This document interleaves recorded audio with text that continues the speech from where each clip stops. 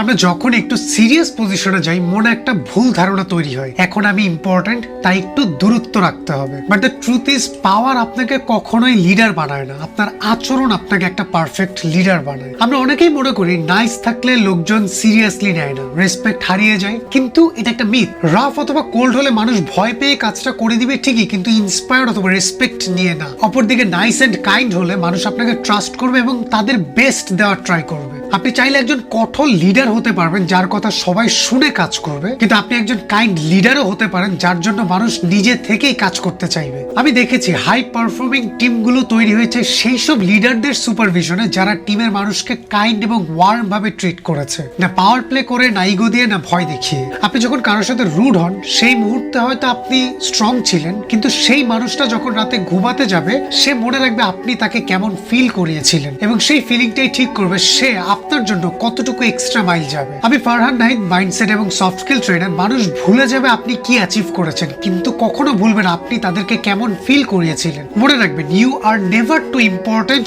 Two be kind. তো এখন প্রশ্ন হলো, আপনি কেমন লিডার হতে চান? যাকে মানুষ ভয় পায়, নাকি যার জন্য মানুষের রেসপেক্ট কাজ করে? চয়েসটা আপনার।